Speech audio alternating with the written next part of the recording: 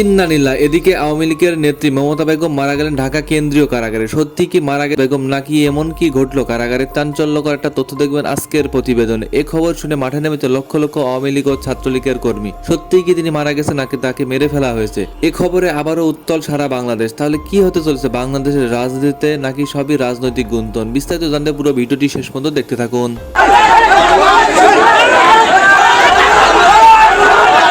বাংলাদেশে একসময়ের অনেক আলোচিত সঙ্গীত শিল্পী এবং সংসদ সদস্য মমতাজ বেগম মারা গেছে। দেশ বিদেশে ঘুরে ঘুরে জয় বাংলার গান গায় আমার নেত্রী শেখ হাসিনা, তুলনা যার নাই। শিল্পী মমতাজ বেগম শেষ নিঃশ্বাস ত্যাগ করেছেন। সন্ধ্যার পরেই ঢাকার কেন্দ্রীয় কারাগারে মারা গেলেন বাংলাদেশের স্বনামধন্য খাট কাঁপানো কণ্ঠশিল্পী এবং সাবেক দুর্নীতিবাজ এমপি মমতা। তবে একটা জিনিস ভালো লাগছে, আমি সেটা বলতেই চাই। কয়েকদিন আগে আমি সিডনিতে, অস্ট্রেলিয়া সিডনি মেলবোর্নে প্রোগ্রামে গিয়েছিলাম মাননীয় স্পিকার। সেই সিডনিতে প্রায় 15-16 হাজার দর্শক হয়েছে। বঙ্গবন্ধু পরিষদের আয়োজন ছিল, দারুণ প্রোগ্রাম হয়েছে। সেজন্য বাংলাদেশের আনাচে কানাচে যাই মাননীয় স্পিকার। আমি গত এই সপ্তাহেও বাগেরহাট, তারপর বরগুনার পাথরঘাটা, এই সমস্ত এরিয়াতে ঘুরে আসছি, প্রোগ্রাম করে আসছি।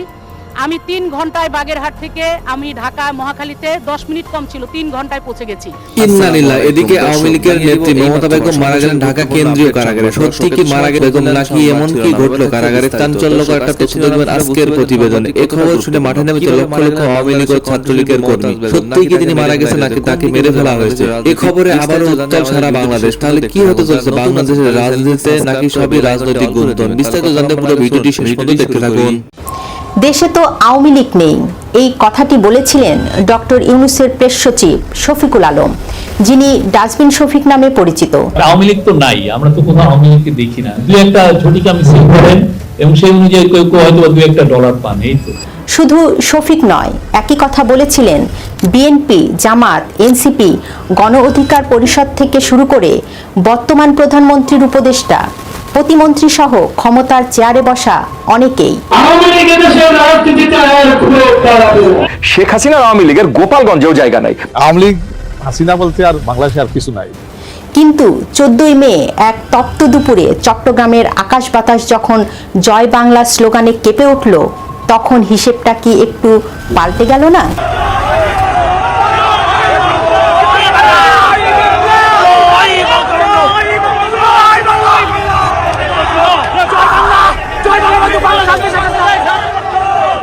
আওয়ামী লীগ নেতা এবং সাবেক মন্ত্রী বীর মুক্তিযোদ্ধা ইঞ্জিনিয়ার মোশাররফ হোসেনের জানাজায় লাখো মানুষের উপস্থিতি কি কেবলই একজন নেতার প্রতি শ্রদ্ধা, নাকি এটি নিষিদ্ধ ঘোষিত একটি রাজনৈতিক দলের শক্তি প্রদর্শন?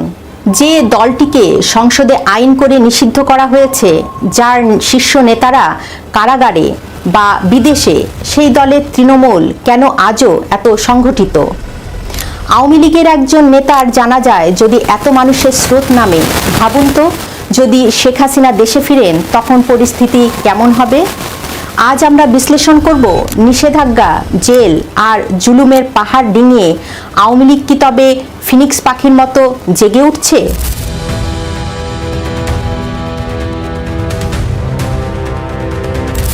2024 সালের 5ই আগস্টে শেখ হাসিনা সরকারের পতনের পর উড়ে এসে জুড়ে বসেছিলেন ডক্টর ইউনূস।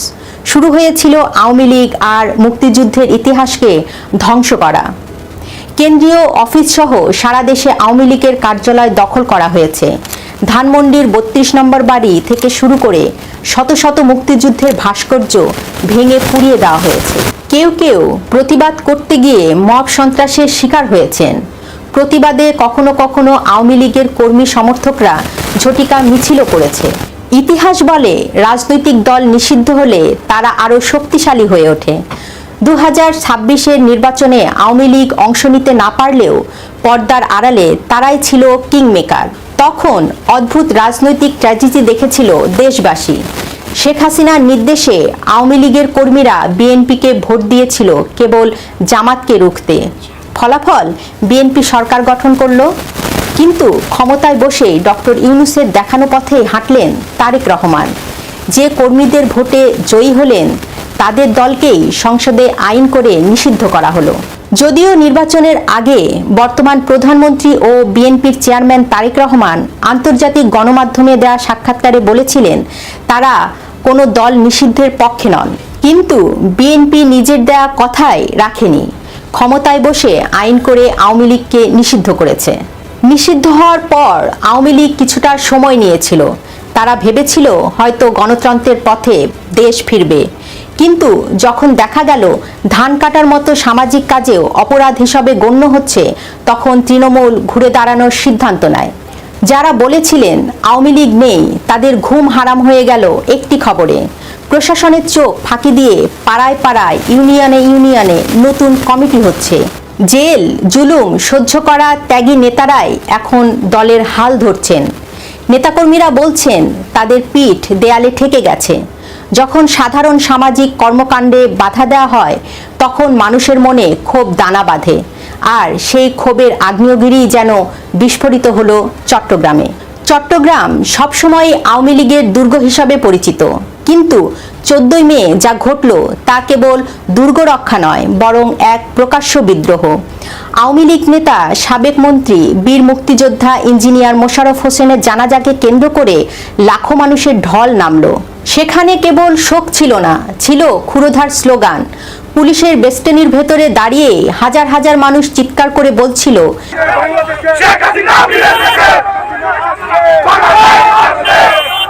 শেখ হাসিনা আসবে, বাংলাদেশ হাসবে। যখন জনসমুদ্র নামে, তখন টিয়ার শেল বা রাবার বুলেট যে কাজ করে না, চট্টগ্রাম তা প্রমাণ করে দিয়েছে।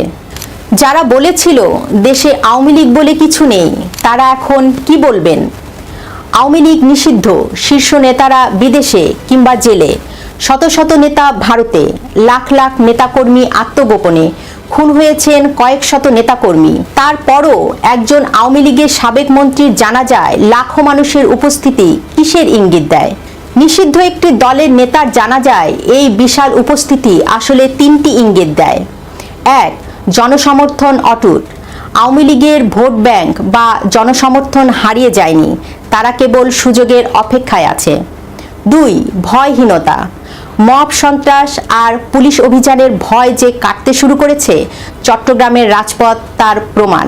3. আবেগের বহিঃপ্রকাশ। শেখ হাসিনা ভয় নাই, রাজপথ ছাড়ি নাই।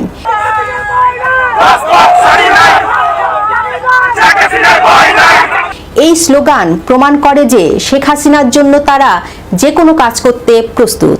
এখন প্রশ্ন উঠছে, যদি একজন নেতার জানাজায় লাখো মানুষ নামতে পারে, তবে যদি প্রিয় দেশবাসী, আপনারা যে যেখান থেকে ভিডিওটি শুরু থেকে শেষ পর্যন্ত দেখছেন, আপনাদের সকলকে জানাই অসংখ্য ধন্যবাদ। যদি ভিডিওটি ভালো লেগে থাকে অবশ্যই শেয়ার করে দিবেন। দেখা হবে পরবর্তী কোনো নিউজে। সুস্থ থাকবেন, ভালো থাকবেন। আসসালামু আলাইকুম।